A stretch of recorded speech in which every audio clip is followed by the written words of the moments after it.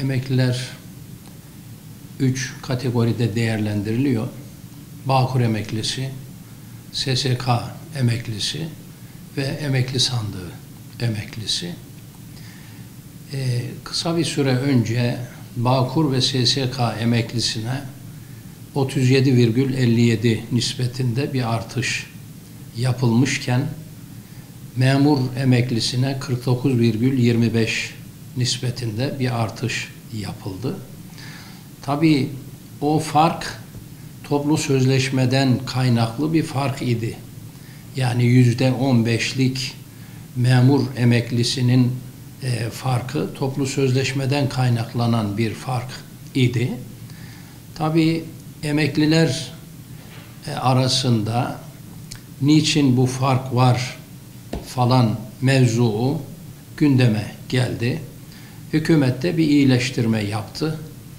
Önce %37,57 nispetindeki Bağkur ve SSK emeklisinin maaşını yükselterek %42'lere çıkardı. Daha sonra da memur emeklisi ile Bağkur ve SSK emeklisi arasındaki fark tamamen kalkarak 49,25 nispetine çıkarıldı. Görünürde eşitlik sağlandı. Tabii bütün emekliler bizim kardeşlerimizdir.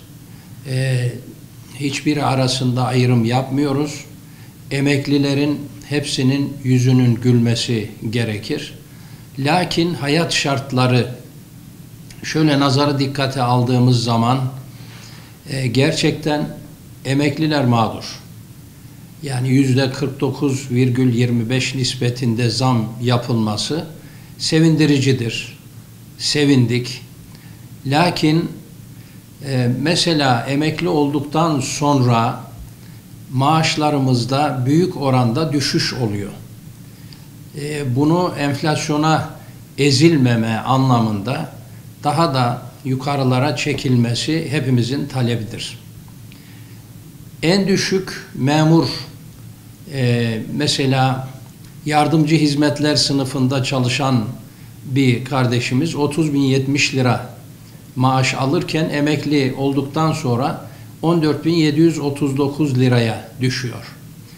En düşük memur mesela 9'un birinde görev yapan birisi 31.500 düzeyinde maaş alırken emekli olunca 18.003 TL düzeyine maaşı düşüyor. 8.077 lira seyyanen zam verilmesi vaadi vardı. Cumhurbaşkanımız tarafından bu vaadin yerine getirilmesi memur emeklilerinin talebidir. Yani 8.077 lira geçmiş dönemde 6 ay önceki zamlar çerçevesinde değerlendirildi. Lakin Ocak ayı itibariyle bu zamdan etkilenerek 49,25'ten bu 8.077 liralık seyyanen zam mutlaka etkilenerek artış oldu ve 12.000 düzeyine çıkmış oldu. Emekli memurlar bundan mağdur. Yani görev ile emekli aylığı arasındaki bağın yeniden sağlanması, tesis edilmesi bizim beklentimizdir. Sonra 5510 sayılı yasa çerçevesinde 2008 öncesi çalışan ve emekli olan kardeşlerimizle 5434 sayılı yasa kapsamında çalışıp da emekli olanlar arasında yani Ekim 2008 öncesi göreve başlayıp Ekim 2008 sonrası göreve başlayanlar arasında birisi 10-11 bin düzeyinde maaş alırken öbürü yani 2008 öncesi göreve başlayan ve emekli olan birisi de 14.739 TL maaş alıyor. Bununla birlikte emekli memur şayet eşi çalışmıyorsa aile yardımı kesiliyor. Bu da 1729 lira düzeyinde bir farktır. Bunun da verilmesini istiyor. Emeklilerin beklentisi bu. 3600 ek göstergeden faydalanamayan, yararlanamayan emekliler ne zaman bu 3600 ek gösterge, yani beklenti içerisinde olan emeklilere verilecek diye heyecanla bekliyorlar. Ayrıca şube müdürlüğü yapıyor mesela, birinci dereceye inmiş ama 30 yıl esası olması hasebiyle lisans diploması var, 29 yıl çalışmış.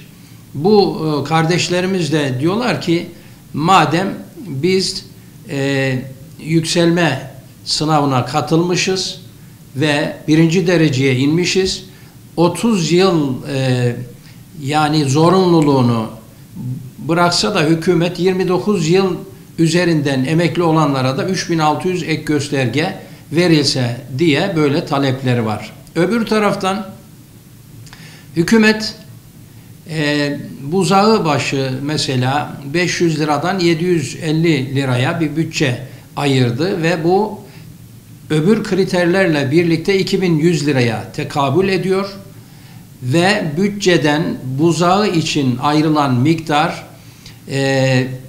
3 milyon TL'den 5,5 milyon TL'ye çıkarılmış durumda.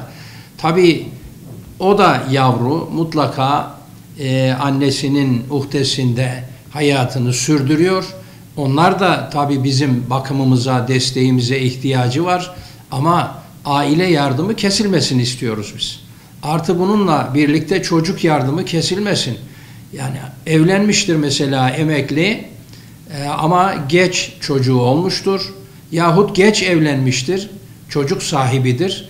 190 liraya tekabül eden çocuk yardımı yapılsın. Ama 6 yaş altındaki çocuklar için de devletin ödediği yardım 380 TL'ye tekabül etmektedir. Bunların bir an önce ödenmesi. Çünkü hayat şartları çok zor.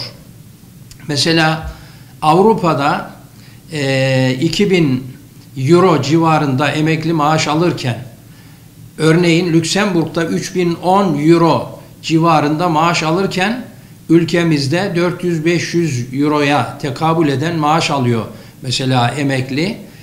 Bunların da düzeltilmesi kaçınılmazdır. Hayat şartları gerçekten emeklilere sık boğaz etmiş durumda.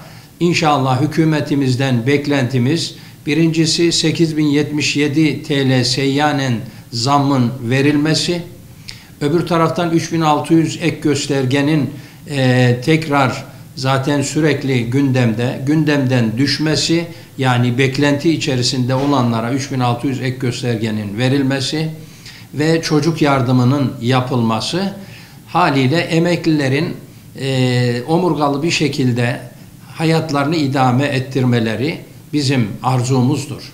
Ve hayat şartları gerçekten zor. Yani ısınma gideri, elektrik, su, telefon, doğalgaz, her neyse, yani mutfak gideri, pazar gideri, ulaşım gideri, berber için harcanan para vesaire, bunları topladığımız zaman zaten 10.000 liraya tekabül ediyor asgari düzeyde. Bunun da nazara dikkate alınarak emeklilere beklediğimiz zamların bir an önce yapılması emeklilerin beklentisidir. Biz de onların sözcülüğünü yapıyoruz.